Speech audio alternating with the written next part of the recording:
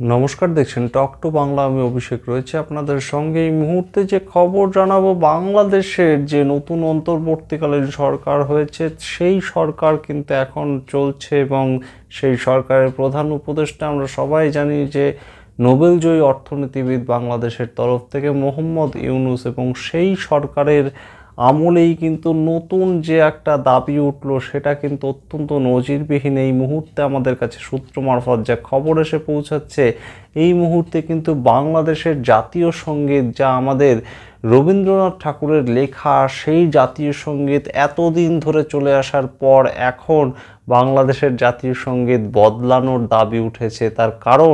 তার কারণ কিন্তু সেই একই কারণ, ভারত বিদ্বেষ, কিংবা বলা যেতে পারে ভারতের কবি রবীন্দ্রনাথ ঠাকুরের লেখার গান তাদের জাতীয় সঙ্গীত হিসাবে তারা মানতে চাইছে না, এমন একটা দাবি কিন্তু আমরা অবশ্যই জানতে পারছি সূত্র মারফত। এইখানে যে খবরটা উঠে এসেছে, বাংলাদেশ সেনাবাহিনীর একজন সাবেক ব্রিগেডিয়ার জেনারেল আবদুল্লাহিল আমান আজমি সংবিধানের সঙ্গে জাতীয় সঙ্গীত পরিবর্তনের দাবি জানান। বুঝতেই পারছেন আপনারা, এই মুহূর্তে কিন্তু বাংলাদেশ একটা গণ অভ্যুত্থানের মধ্যে দিয়ে গেছে। আওয়ামী লীগ দল পড়ে গেছে এবং সেই জায়গা থেকে শেখ হাসিনা সরকার পড়ে গিয়েছে, কিন্তু শেখ হাসিনা সরকারের সময় থাকা সমস্ত নিয়ম তারা ভাঙতে চাইছেন এবং তার সঙ্গে ভারতের সঙ্গে কোনো রকম কোনো সম্পর্ক, কিংবা ভারতের দেওয়া কোনো রকম কিছু, কিংবা ভারতের কোনো কবির লেখা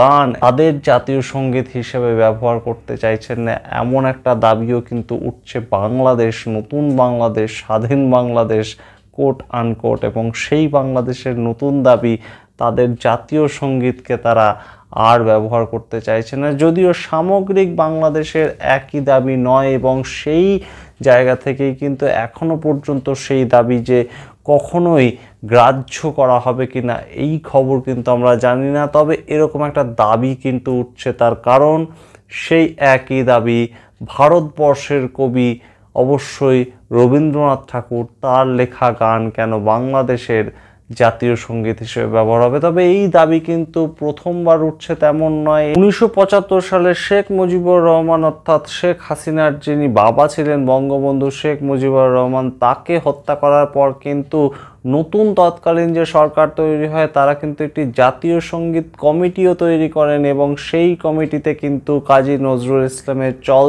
চল চল এবং তার সঙ্গে ফারুক আহমেদের পাঞ্জেরি কবিতা, এই দুটি কিন্তু প্রস্তাবিত জাতীয় সঙ্গীত হিসাবে সেই কমিটির কাছে প্রস্তাবিত হয়। কিন্তু পরবর্তীতে আর যদিও আমার সোনার বাংলা আমি তোমায় ভালোবাসি, সেই যে রবীন্দ্রনাথ ঠাকুরের লেখা বঙ্গভঙ্গের সময় যে গানটি, সেটি শেষ পর্যন্ত বাংলাদেশের জাতীয় সঙ্গীত হিসেবে থেকে যায়। এবং এইবার কিন্তু যখন গণ অভ্যুত্থানের মাধ্যমে নতুন সরকার তৈরি হলো, তারপর কিন্তু আবারও সেই একই দাবি উঠল যে বাংলাদেশের জাতীয় সঙ্গীত বদলানোর দাবি। আমরা ইতিমধ্যেই জানি যে বাংলাদেশের নতুন সংবিধান লিখিত হবে, এমন দাবি ঠিক যেমন উঠেছে, ঠিক তেমনভাবেই কিন্তু নতুন জাতীয় সঙ্গীত ব্যবহার করবে তারা।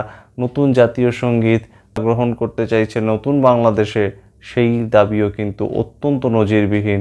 অর্থাৎ সম্পূর্ণভাবে পুরনো বাংলাদেশ, সম্পূর্ণভাবে পুরনো চিন্তাভাবনা, সম্পূর্ণভাবে ভারতকে ত্যাগ দেওয়ার একটা বার্তা কিন্তু সমস্ত দিক থেকেই এই নতুন অন্তর্বর্তীকালীন সরকারের পক্ষ থেকে যে বেশ খানিকটা স্পষ্ট করে দেওয়া হচ্ছে, কিংবা এমন একটা দাবি উঠছে সাধারণ মানুষের পক্ষ থেকে, সেটাও কিন্তু অবশ্যই নিঃসন্দেহে বলা যায় এই মুহূর্তে। এবং তার সঙ্গে যেটা অত্যন্ত গুরুত্বপূর্ণ, এই মুহূর্তে মোহাম্মদ ইউনূস, প্রধান উপদেষ্টা অন্তর্বর্তীকালীন সরকার বাংলাদেশ, তিনিও কিন্তু এই ব্যাপারে এখনো পর্যন্ত মুখ খোলেননি। আমরা অবশ্যই নজর রাখবো যে বাংলাদেশের জাতীয় সঙ্গীত বদলাচ্ছে কিনা, আমার সোনার বাংলা আমি তোমায় ভালোবাসি এই গানটি বদলে যায় কিনা, এবং অবশ্যই তার সঙ্গে নতুন সংবিধানও লিখিত হয় কিনা, সেই সমস্ত খবর হাজির করবো আপনাদের সামনে। আপনারা দেখতে থাকুন টক টু বাংলা।